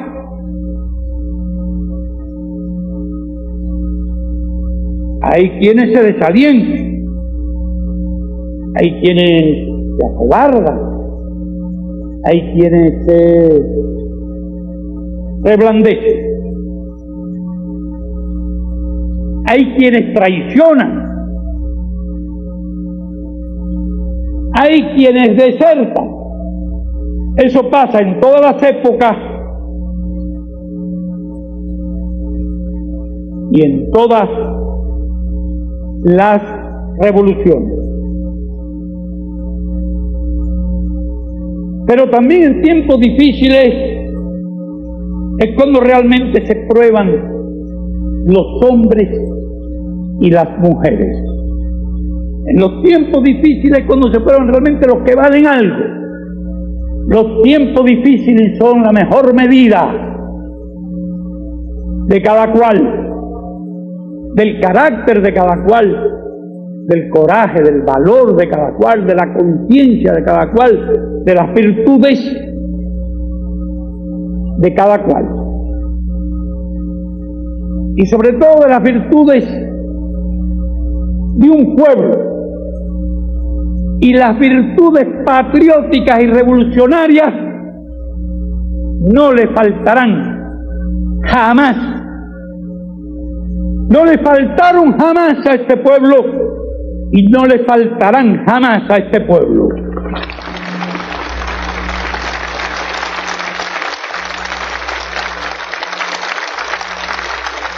Sin embargo, los revolucionarios tenemos que ser muy conscientes de cuáles son los problemas, de cuáles son las dificultades. Hay gente que no es consciente, hay gente que no entiende, hay gente incluso que no entenderá jamás. Hay gente que no entiende lo que es la patria y lo que es la independencia. Hay gente que no entiende qué es la historia, cuáles son las raíces de un pueblo. Hay gente que no entiende lo que es el sentido de la dignidad patriótica y revolucionaria. Entonces, vemos que ahí Fidel habla pues de que en cada momento crítico Creo que tenemos que, en cada momento, cada quien desde su trinchera, Jonathan, creo que en cada momento crítico nosotros tenemos que afianzar la unidad y la lucha, doblar la lucha y doblar el compromiso. En grandes resumen, eso fue lo que digo, pero creo que es fácil, y muchos también lo han mencionado aquí en este tema de la revolución venezolana. Es fácil ser revolucionario en época de bonanza. exacto. Difícil es ser revolucionario en época de crisis. Entonces creo que es el tema del compromiso, el tema de esa lucha histórica que cada quien llevamos nosotros por dentro. Y a veces no es necesario que tú la vivas, pero viviste la lucha de tus padres, la lucha de tus abuelos. Aquí hay una anécdota, no voy a decir un nombre, porque no debería de ser ético. Pero sí me dio la reflexión, Jonathan, en esta semana, donde un señor agarró la lucha del abuelo, porque el abuelo tenía una pequeña hacienda, y la oligarquía de ese momento sacó y erradicó a ese abuelo de esa hacienda y lo mandó a ser vigilante en una empresa por allá en una parte de la capital venezolana. Entonces, esa es la realidad, Jonathan, de muchos venezolanos. Esa es la realidad que tememos a decirla. Simplemente a veces nos excusamos, no, lo que pasa es que mi abuelo o bisabuelo perdió la tierra porque fue gafe. No, nos la quitaron. Se la quitaron a esos ascendentes de nosotros. Nos robaron las tierras. Y esas se las quedaron e hicieron registros, porque resulta que los registradores que ellos pusieron en el gobierno eran de ellos. Entonces eso eran extensiones. ¿Tú sabes lo que es tener una extensión, Jonathan, de 100.000 hectáreas, 200.000 hectáreas, 500.000 hectáreas de terreno baldío, que simplemente tú querías tener un terreno que no te alcanzara la vida? O simplemente pasó como en el Apure, que rodearon y estaban las crías allí, habían caimanes, había X cantidad de fauna, y simplemente tiraron la cerca y dijeron, esto es mío. Ahora, para que puedan ver mis caimanes tienen que pagar. O simplemente lo utilizaban como cacería deportiva. Cacería de indios. Cacería de indios, eso también se vio. Entonces, es una realidad que está ahí, cada quien de nosotros. Jonathan, fuimos afectados. A mi papá, que Dios lo tenga en la gloria, se vino de la nada porque por pelear su derecho, le robaron todas sus prestaciones, todo. Se lo quitaron. 10 años, más de 10 años perdidos trabajando en una zapatería. Y de paso lo pusieron en la lista negra y tuvo que venirse casi de noche. Y eso fue una realidad, hermano. Eso no lo leí en un libro. Eso no me lo explicó a mí un sociólogo de izquierda. Eso lo pasó. Mi papá se vino huyendo prácticamente porque no tenía nada en Caracas ya, porque todas las fábricas le cerraron la puerta, simplemente porque colaboró con el sindicato de calzado, fue cofundador junto con otros personeros, porque necesitaban reivindicar sus derechos. Lo pasaban en Tirapiedra. No fue. Simplemente reivindicó su derecho. Entonces, así como mucho, que tú reivindicabas tu derecho y de una vez te tildaban de una amenaza. De Tirapiedra. De tirapiedra, ¿no? Esta es una realidad. Y un estorbo para el sistema y chocaba. Y habían personas que lo llamaban topo, que eso viene desde ahorita, que se infiltraban y cuando alguien quería reivindicar los derechos, ese topo vendía a esa persona y hasta la familia se la amenazaba. Eso es una realidad que pasó y no la podemos ocultar. Eso es importante. Nosotros, bueno, indagar en la historia, no en Wikipedia. No, vale. Hay que indagar en la historia, de hablar con las personas mayores, leer, para que entendamos la situación en la que se encuentra el país en este momento, que es fruto de toda una lucha.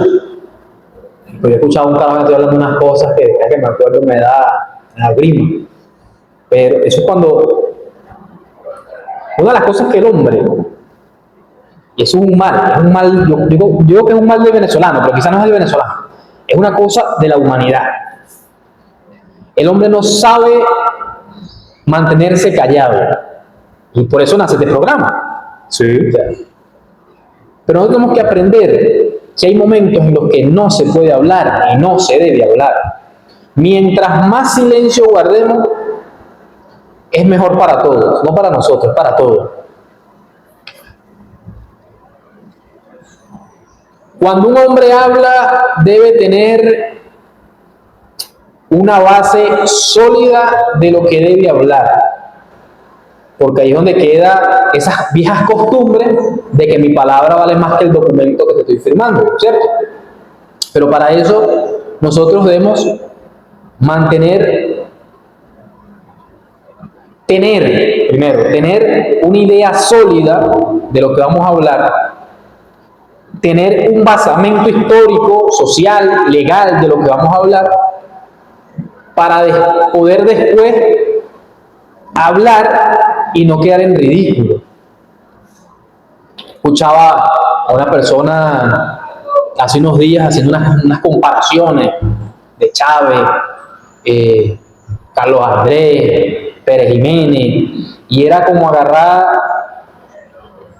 o sea, todos estos libros y lanzarlos ahí en una olla con agua y sacar las hojas y pegarlas una tras de otra. O sea, no había un contexto. Y eso es fruto, uno, de realmente no tener una dinámica, una disciplina de estudio. Dos, pensar que sabemos lo que no sabemos. Y eso nos lleva después a hacer el ridículo. Y esto lo digo como un llamado a la juventud y a los que no son jóvenes en el tema de la edad. Debemos nosotros estudiar, capacitarnos para después poder hablar con fundamento. ¿Tú sabes por qué pasa eso? Por eso es que te interrumpo, porque esta es mi hora ya de echar coñazo por todos lados. Este programa, por más lo estamos hablando antes de empezar a grabar, por más improvisado que sea, nosotros tenemos una idea de lo que queremos hablar. En plano hablamos de que bueno, vamos a empezar a traer ya un material más sólido para darle más forma, porque no se trata solamente de sentarnos aquí a hablar cosas y que al final no lleguemos a la nada. Y lo estoy viendo en compañeros que quieren expresar una opinión, quieren expresar un análisis, pero es importante de que se haga con un fundamento. O sea, no nos vamos a parar nosotros aquí, Kendry, a hablar de la doctrina bolivariana sin ni siquiera saber quién es Bolívar, en qué nos estamos basando. Y por eso este programa inició, porque este programa Este programa, cuando lo hablamos hace 2 años, hablamos, vamos a sentarnos a hablar, generar un material para que la gente lo vea, y era algo así global, aéreo. Y cuando arrancamos por el Libro Azul. Y de ahí adoptamos que este era un programa para, uno, incentivar el debate, el estudio ideológico, inspirado o basado en la filosofía. Es más, no en el pensamiento de Chávez. Porque nosotros no lo colocamos con el pensamiento de Chávez, no. Como la filosofía, la ideología filosófica del pensamiento de Hugo Chávez. Sí. Una cosa más profunda. Sí. Entonces, hay compañeros que salen a decir una serie de cosas que yo los tacho inmediatamente. No como errados, los tacho como opositores. Pero dentro de nuestra fila. Por eso te digo, mira, Jonathan, no es lo mismo, mira. Por eso te digo, yo creo, y eso fue creo que fue el gran maestro de Chávez, ¿sabes? Escuchar al pueblo, escuchar a esas personas sabias, no al ideólogo, ojo, sino esa persona de campo, esa persona de barrio, esa persona que jugaba, que iban con ellos y se fue nutriendo de una verdad que está allí. Tú escuchas a un pueblo, somos pueblo, tú escuchas a un pueblo y son verdades que están allí, o a lo mejor verdades encontradas, pero verdades. No es lo mismo, hermano, vuelvo y te repito, y te lo digo con base porque yo lo viví, que vengas tú y me digas, no, lo que pasa es que yo leí en el Universal, el tema del Caracazo, y fue 4 locos que fueron a saquear. A lo mejor estás diciendo parte de la verdad, pero no estás diciendo una verdad real. Yo sí vi, Jonathan, te lo dije también en este programa, que tú no podías salir a la puerta porque lo que te estaba apuntando del ejército era un FAL, hermano, y dispuesto a usarlo porque lo usaron. No es mentira. Y así como eso, muchas cosas que yo estaba pequeño y no entendía, como la masacre de Yumare, la masacre de Cantaura. Y eso pasó. A mí nadie me va a decir, ningún ideólogo o ninguna parte me va a explicar a mí el por qué sucedió. Mataron gente inocente. La DC utilizó la coyuntura del Caracazo para matar líderes que ellos lo vean como amenaza. Eso no es una mentira. Eso no se lo inventó Chávez, hermano. Eso no me lo inventé yo. Eso sucedió. Entonces, lo que tú estás diciendo es una verdad. Lo peor es agarrar, hermano, un libro, leerlo y extrapolarlo, llevarlo a un contexto que posiblemente es una narrativa que los carajos ni siquiera estaban ahí. Los muchachos, las personas, los reporteros. Eso es una masacre demasiado que todavía no tiene una medida. Entonces no me venga a mí a echar los cuentos o como el tema de los paquetazos que también se habla. No, que era bueno, no, hermano, los paquetazos a nivel mundial a través del Fondo Monetario Internacional han sido comprobados. Pasa en España a diario. ¿Quiénes son las víctimas? Los pobres, hermanos, los abuelos. ¿A quiénes van dirigidos siempre la reducción de los presupuestos? A los programas sociales, hermano. Yo nunca he visto voy a reducir. ¿Y a quién liberan de impuestos? A los ricos. Eso es una medida que el que se le inventó, hermano, lo único que hace es agarrar y traducir. Es más, aquí llegaban paquetazos, hermano, que lo explicaban, el plan SOSA, el plan este, el plan X, el plan Y, basado en el economista de torno al Ministerio de Planificación, y lo único que te decían era agarrar el manual y traducirlo y lo ponían ahí ya. El único que tuvo la valentía, el confrontar y hacer un programa criollo fue Chávez, un programa alterno, cuando dijo va a estar el Fondo Monetario Internacional. Primero empezó con la Agenda Alternativa Bolivariana del 96, y bueno, con el Proyecto Nacional Simón Bolívar. Claro, y eso no lo podemos nosotros olvidar.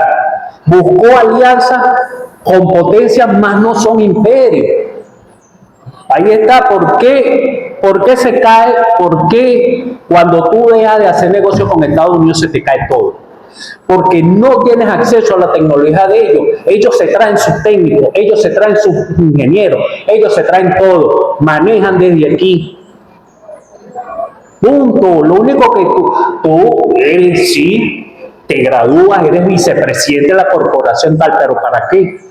¿Para qué? Porque ellos no van a ni siquiera, ellos no tienen la delicadeza, hermano, ni siquiera aprender castellano. Ni siquiera eso tienen porque no les interesa. Tú tienes que aprender inglés, porque eres el preparado, el académico eres tú, porque en eso caemos. Aprendes a hacer inglés. Eres el perrito, aprendes su idioma y te vas y eres el enlace del obrero. Esa es toda su función por mucho real que gane. Hasta ahí llega, hermano. Esa es la realidad. Que nosotros muchos no lo queremos ver así. Hermano, ya tú no puedes, Jonathan, por mucho que tú te incomodes. No, ya yo dije ya que Ya tú no puedes. Mira, hay discusiones que no se discuten. Y uno tiene que, todos tienen derecho a opinar, mas no todas las opiniones son respetables. No, Porque no todos tienen la razón con la opinión. como decía un camarada, tú puedes ser un idiota, es libre ser idiota. El tema es cuando a ti tú me quieres imponer tu idiotez. Ahorita un video de un señor hablando del tema de la idiotez. ¿Qué es ser un idiota y qué es ser un idiota y ser un bobo? Algo así. Muy bueno el video. Ya no recuerdo el nombre del tipo ahorita. Pero sería buenísimo que alguien lo vea. Así que no cualquier nombre. Era el nombre porque ustedes lo busquen. El señor se llama Santiago Ávila Vila. Se consigue en YouTube como @la-gestión emocional. Y él habla ahí en uno de los videos la diferencia entre ser un idiota, la diferencia entre un ignorante y un tonto. Y el hombre explica ahí detalladamente unas cositas, la diferencia entre un tonto y un idiota. Donde explica, bueno, que uno es el que, quizás el tonto es el que comete un error porque no conoce. El idiota sabe que no es así, pero igualito le dice que... El idiota sabe que está en error, pero igualito le dice, no me importa porque es como yo digo ya. O sea, por eso te digo, mira, uno lo enseñaron, Jonathan, que el más inteligente es el que copia y se vuelve un doctrinario, o no doctrinario, sí, o la palabra sería doctrinario, con el tema de que tú agarras y te lees un texto completo y te lo grabaste de memoria, ese es el inteligente, pero cuando a ti te toca desglosar ese tema, tú no sabes qué estás hablando. Yo discutí con una persona en una oportunidad, yo estaba ahí, que me porfió que el presidente de la República no puede ser jefe de la Fuerza Armada porque es un civil. Sí. Y yo decía, ay, ¿qué carajo te va a defender entonces? O sea, y el carajo dice que era abogado, no supo interpretar la Constitución, donde decía que el presidente de la República es el comandante en jefe de la Fuerza Armada. Bien. Yo te lo voy a poner así de claro. Rafael Correa. Rafael Correa es un economista, hermano, de élite mundial. Más tal cual. Y él rompió las reglas de los economistas de seguir el manual, porque eso es un manual de corporación, lo que estamos hablando.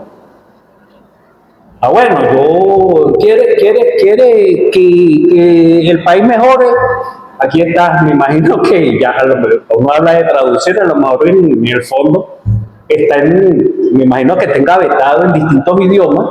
Entonces viene el presidente de Ecuador y dice, mira, necesito ahí un manual de paquetazo a Ecuador.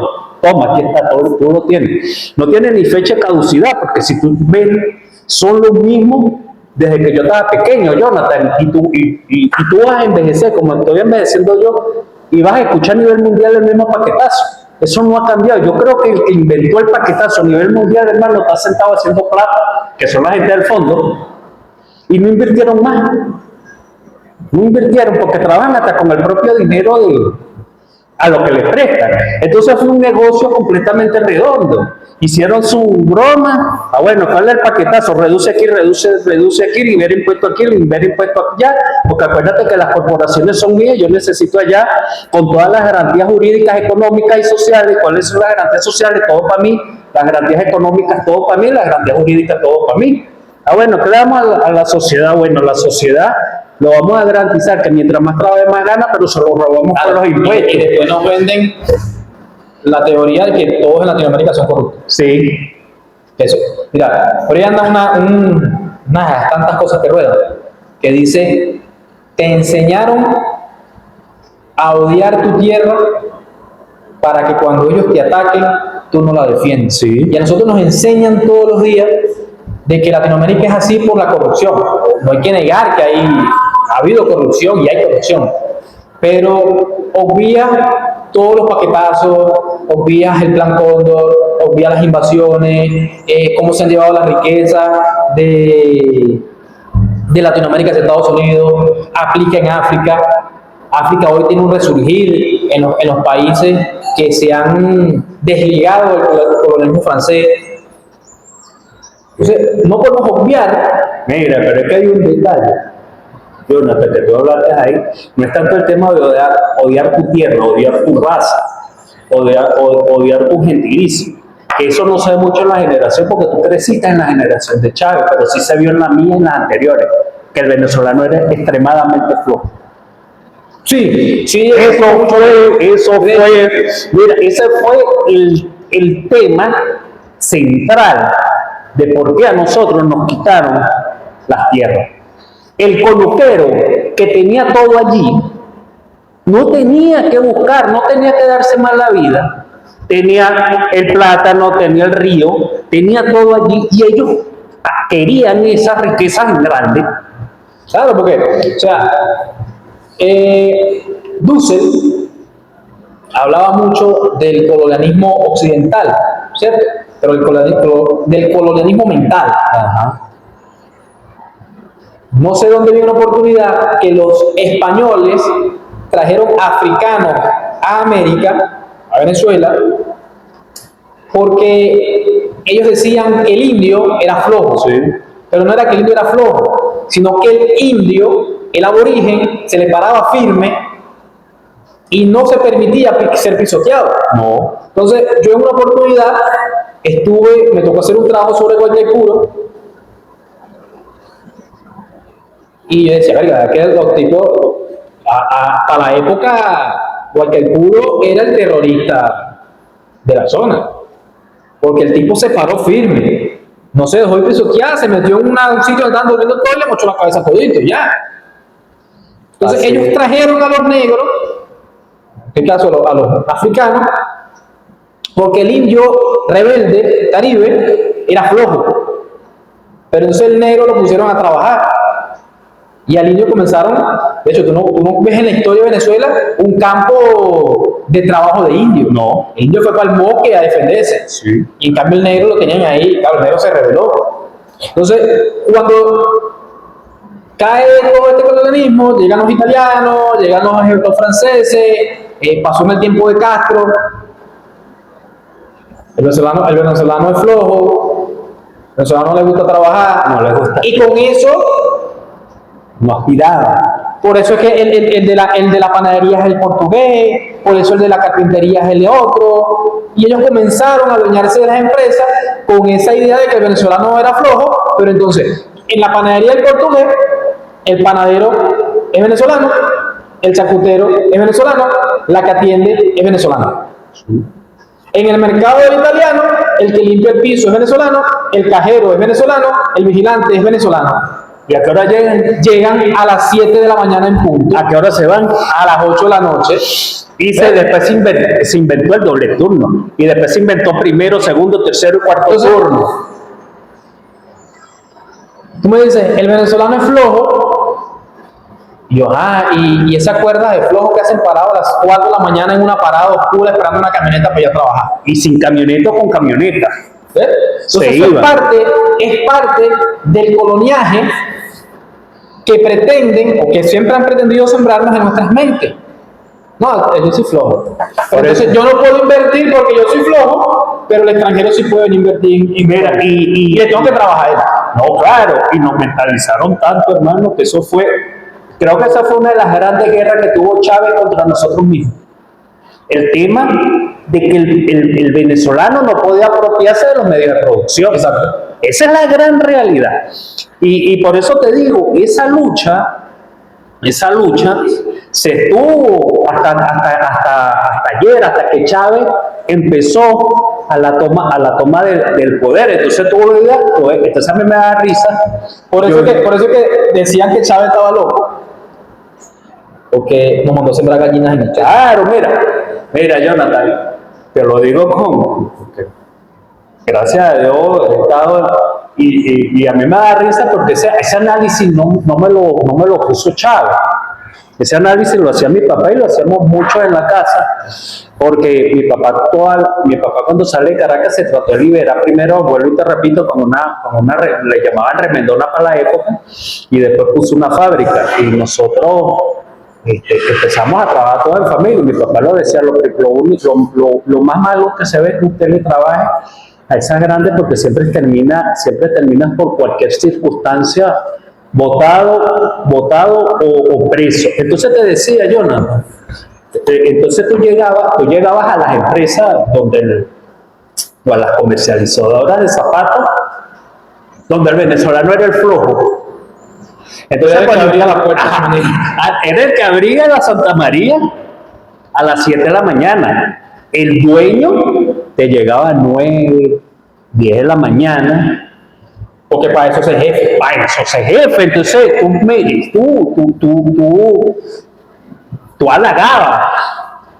Entonces empezó a crearse la discordia, porque eso lo trajeron ellos, la mala competencia entre venezolanos. Entonces tú llegabas y cualquier cosa que hacías, entonces era mal visto hasta por compañero de trabajo. Entonces era lo que te dije al principio. Cuando llegaba Jonathan Cordero a buscar reivindicaciones, entonces el que era mal visto era Jonathan Cordero, porque ya me habían mentalizado tanto, ese perro sumiso, hermano, que ya era costumbre verte a ti rebelde contra esa cadena. El equivocado, el errado eras tú, más nadie, hermano. ¿Cómo voy a ir yo contra el patrón? Yo tengo todas las medidas, yo tengo todo aquí perfecto, tengo aquí, bueno, trabajo 10 horas, dejo de ver la familia, dejo de ver esto, pero vivo la vida bien. Se aplicó mucho la plusvalía, que bueno, más adelante la explicaremos con el tema de ese gran acierto que dio Carlos Marx, que es la parte más que me encanta, la ganancia del proletariado que le entregas tú al patrón. Tiene un pensamiento de Chávez. Perfecto, el trabajo. Dice, el trabajo, ese es uno de los valores esenciales del socialismo. Darle al trabajo la verdadera dimensión humana, moral, social, política y económica, que tiene por encima de los antivalores del capitalismo.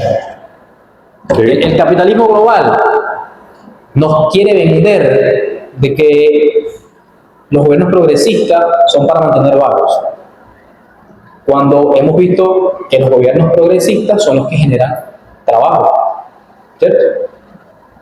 Brasil hoy es una potencia en el mundo gracias al gobierno progresista de Brasil. Venezuela durante años fue una potencia económica durante el gobierno de Hugo Chávez. Sí. Luego de las sanciones de Obama, del decreto Obama y las sanciones de Donald Trump, Venezuela se ha visto en medio de una crisis inducida y aún así hemos sabido salir adelante. Hemos salido adelante. ¿Por qué? Porque el venezolano no se detiene. El venezolano sale a trabajar. Y creo que los compañeros que se dejaron engañar, manipular con el tema de la migración, fueron muchos. Yo conocí muchos que aquí no hacían un carajo. Y allá se fueron a trabajar. Por eso Entonces creo que han aprendido y han regresado con ideas al país. Y eso nosotros lo hemos sabido de una u otra manera aprovechar. Y creo que es necesario, porque volvemos al tema, vamos a febrero rebelde y vamos a pasar por el 27 y 28 de febrero, que siempre lo tenemos que comentar por el tema de que creo que ahí empezó la caída del fin. Entonces, desde la caída del fin del pacto de punto fijo, tenemos que tocar el tema no somos economistas, Jonathan, pero el tema del capitalismo en su esencia. ¿Y cómo se miden las grandes riquezas de los países? Lo miden los capitalistas, que siempre le echan la culpa a los países socialistas, que son los que están en quiebra. Pero cómo mides tú el índice humano en Estados Unidos cuando más las 3/3 partes de los estadounidenses están en quiebra y creo que la mitad, La mayoría vive en carro. ajá, están y supuestamente el exitoso vive endeudado hasta los Que tequeteques. dicen que el capitalismo es tan bueno que tiene que salir a robar petróleo. Claro, sí, por eso. Entonces, ahí es donde tú ves la realidad que nosotros estamos conversando. Claro, es un tema profundo, vuelvo y te repito, no somos economistas. Pero entonces, ¿cómo se mide?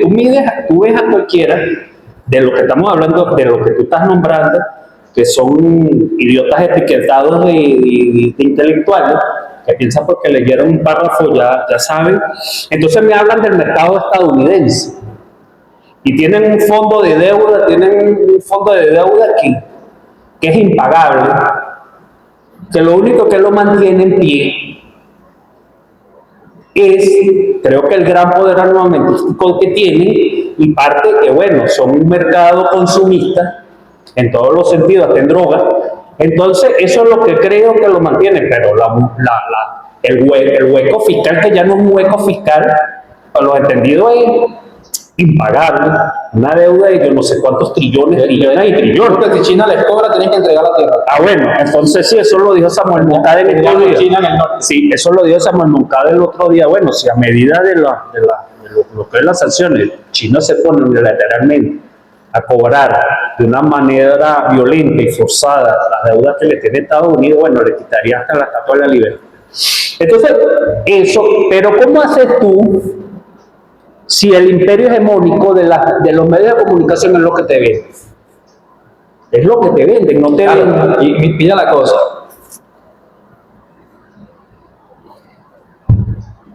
Todos los medios de comunicaciones hegemónicos, CNN, son prácticamente 2 personas en el mundo asociados a Donald Trump.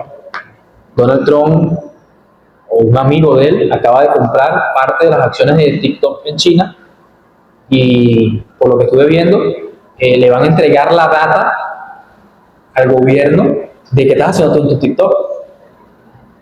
¿Sí?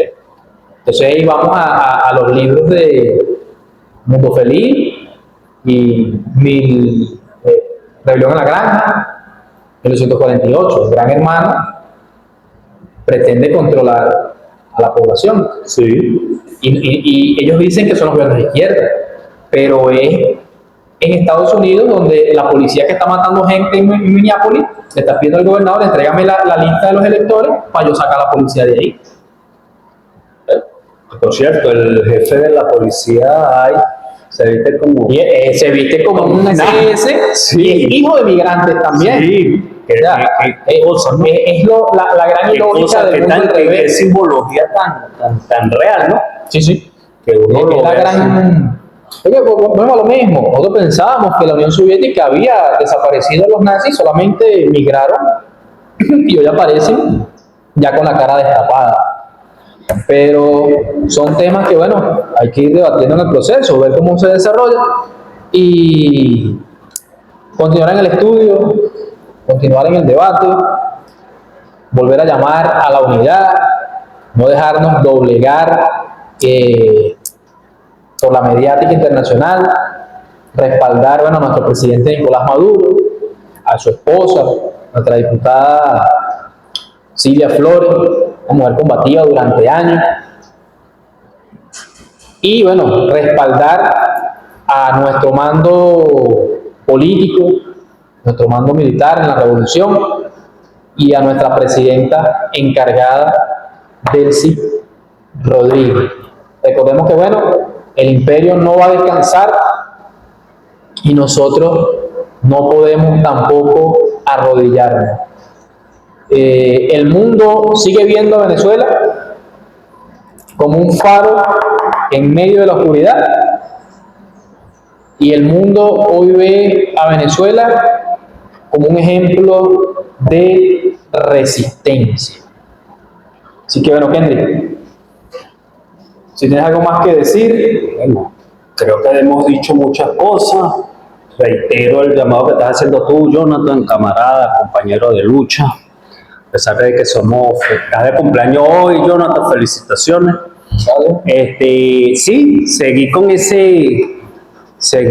con la temática de la unidad, el debate, el estudio de historia, sobre todo la historia reciente, el porqué de las cosas, el porqué de la unificación, seguir escudriñando en la historia, siempre, y los debates aguas abajo, debates en las comunidades, en las comunas, que es muy necesario, montarnos en eso, y bueno, nos veremos en una próxima oportunidad. Yo voy a cerrar con esto. Es un meme, pero pasó ayer. Los bolsonaristas salieron a protestar a favor de Bolsonaro para que lo liberen, y el meme dice: solo Dios puede juzgarnos, y les cayó un rayo. Y es noticia, les cayó un rayo, en plena, cayó un rayo y hay unos heridos, creo que hay unos muertos. Para que ustedes vean que Dios está en contra del fascismo. Nos vemos en una próxima oportunidad. Esto ha sido Debatiendo, y continuaremos en el debate y en el estudio del pensamiento filosófico del comandante Hugo Chávez. Hasta la victoria siempre. Hasta la victoria siempre.